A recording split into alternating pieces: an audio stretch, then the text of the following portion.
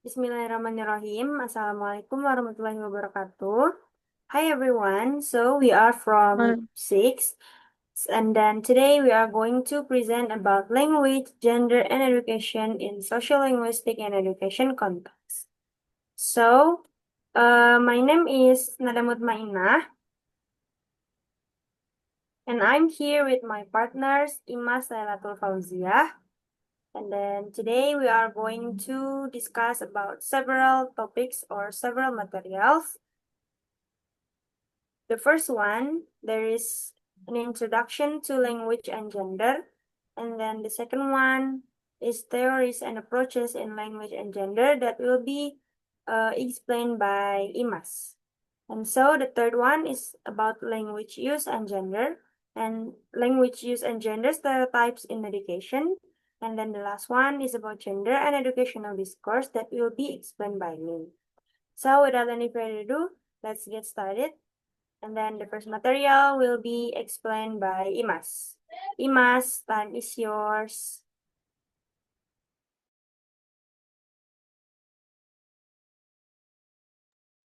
okay, thank you, Nada.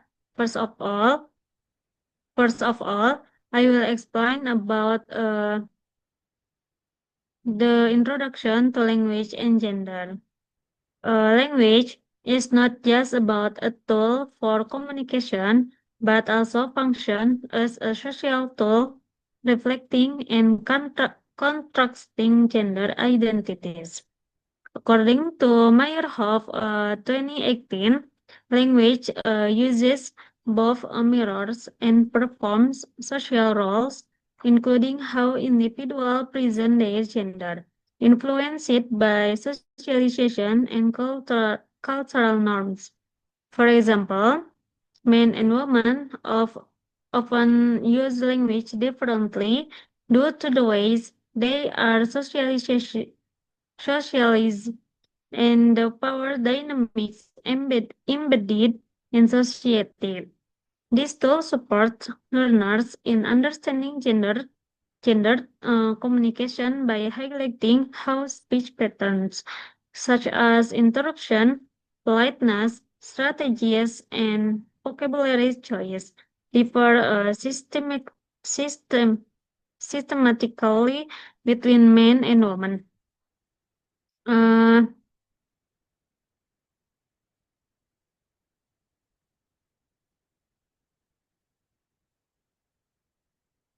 a limitation or challenge is that these differences are not always universal. They vary with cultural context and individual identity negotiation. Next, Ning.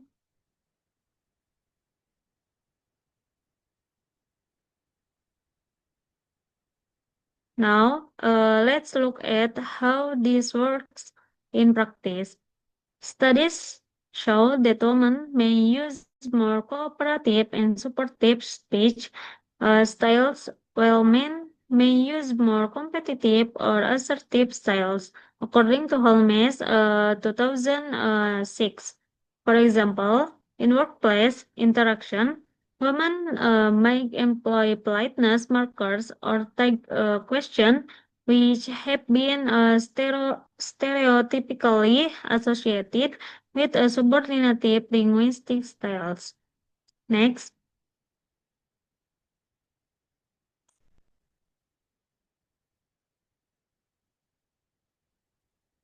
And next is moving on the theories and approaches in language and gender. The first one is the deficit model, pioneered by Robin Lakoff, views a woman's language as weaker or subordinate compared to men's. Lakoff argued that features like hedges, polite forms, and tag question mark women's speech as less authoritative. Lakoff's work sparked much debate and further investigation into gender and language, according to Meyerhoff 2018. And then the second is the dominance model. advocated by Spender and others, contends that language reflects and maintains gender power in qualities means compare conversational dominance, interruption, and control over topics shape showcase the reinforcement of male powers, according to Holmes, uh, 2012. And then the third is the difference model, brought forward by Deborah Tannen, suggests men and women belong to different culture groups with contrasting communication styles, women independent. According to Mayor Hope, 2018. And then the last is the performative model, advanced by Judith Butler, uh, propose that gender is not fixed but contrasted through language use and repeat social performance. Language practice actively projects and reprojects gender identities rather than simply reflect, reflecting them, according to Meyerhoff and Butler. And next,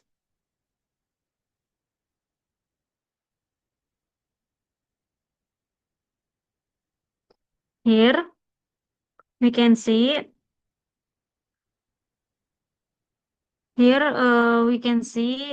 two different ways of using language in a professional setting. One from woman and then one from a man. One on the left side, the woman says, would you mind looking at this report when you get a chance? And then this is an indirect request. The language is softer and more polite. The purpose is to keep good relationship at work and to sound respectful. And then, on the right side, the man says, let's go by 5 p.m. This is a direct comment. The language is more straightforward and show authority. The focus here is on the task and making sure it gets done on time.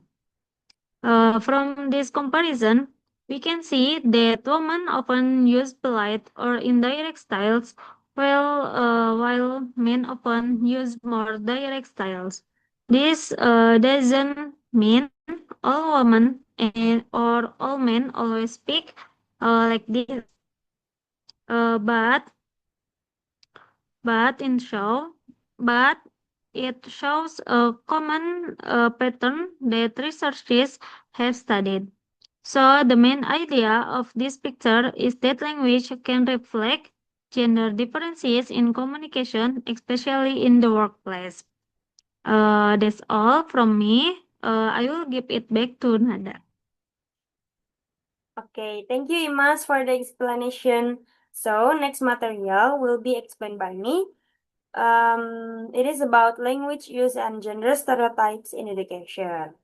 So, language reinforces gender stereotypes through several mechanisms that shape perception, behaviors, and identities, especially in educational contexts. So, what are these educational contexts means here? There are word choices and language structure, and also teacher talk and interaction patterns, textbooks and educational materials, stereotype treat, and then peer and classroom discourse. Okay,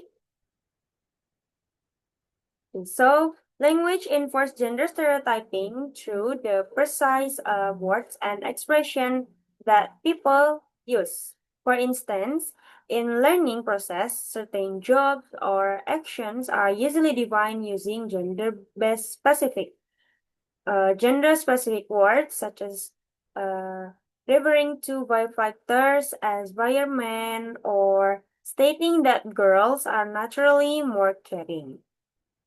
These expressions convey subtle messages for students regarding what is required of boys and girls. And then it is reinforced sex stereotype behaviors. And so, in the classroom, teachers' language also plays a really big role. Teachers might praise boys more for maybe for being active or assertive while encouraging girls to be quiet and cooperative. And then when boys are allowed to speak more often or longer than girls, it will create an environment where boys feel more confident to participate.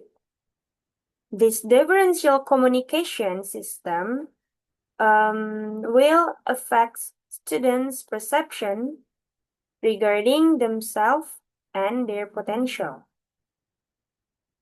And then, according to Holmes and Meyerhoff, in 2003, in the Handbook of Language and Gender, that language plays a really crucial role in maintaining gender stereotypes by determining the ways in which individuals recognize and express their gender identity across different social and institutional contexts, most especially in learning spaces. So linguistic practice like differing teacher speech styles and gender-based interactions at school can potentially maintain traditional gender roles and affect students' learning participation and self-image negatively.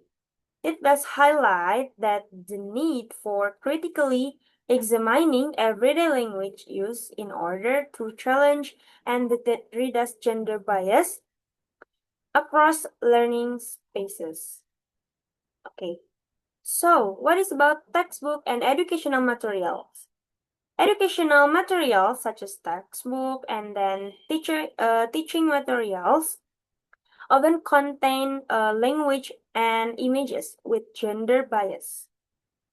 These materials might show males in the workplace and females in the home, or it will show boys two playing sports and females doing arts and crafts.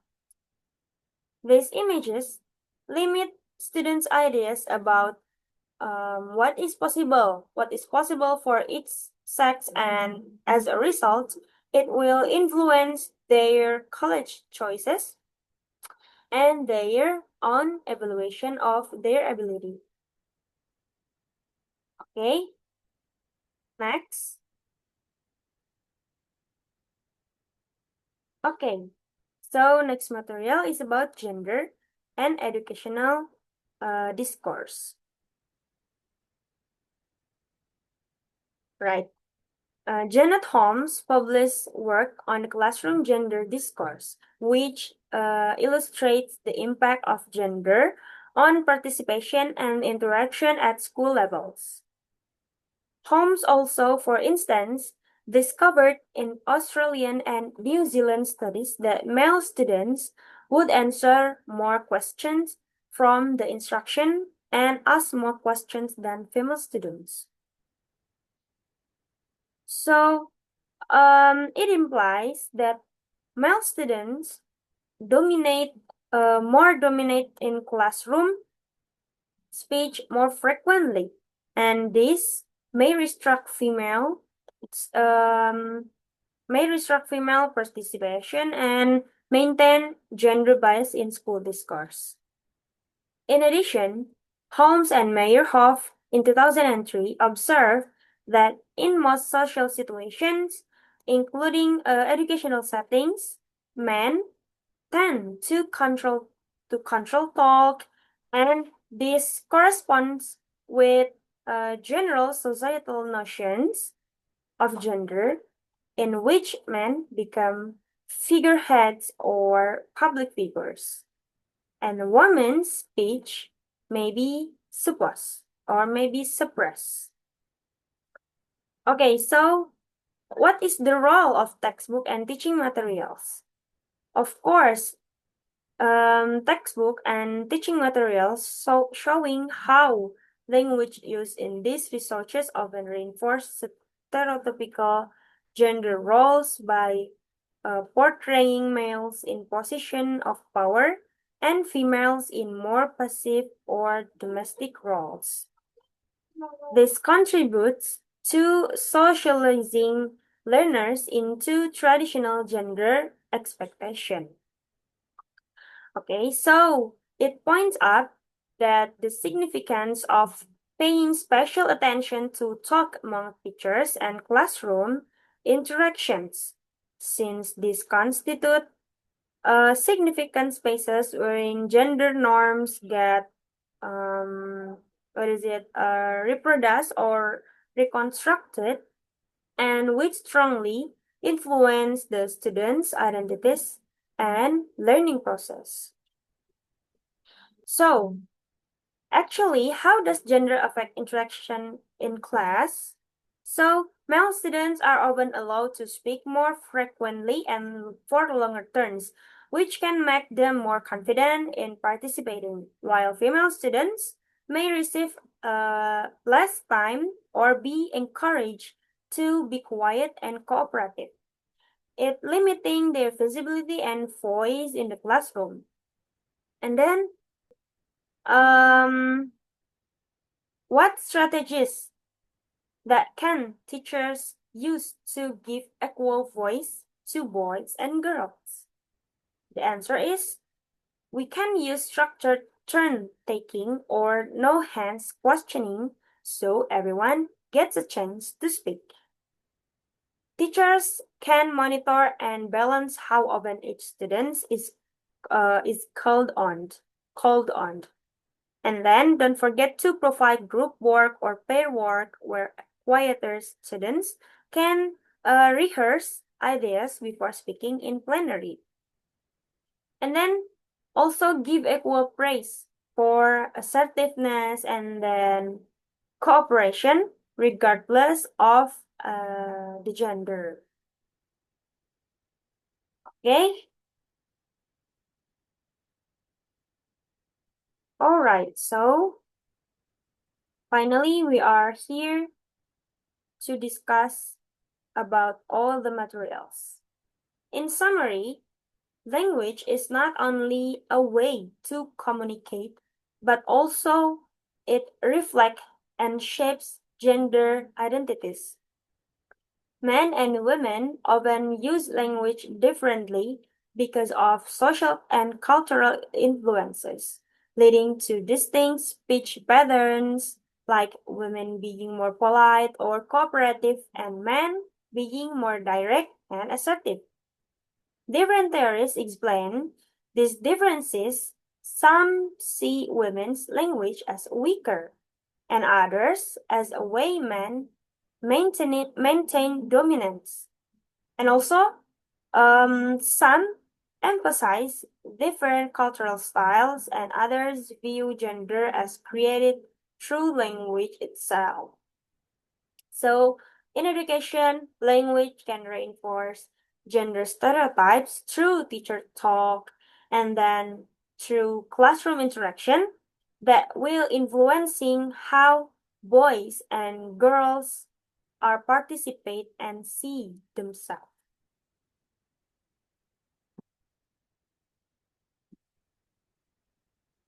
Okay, thank you everyone.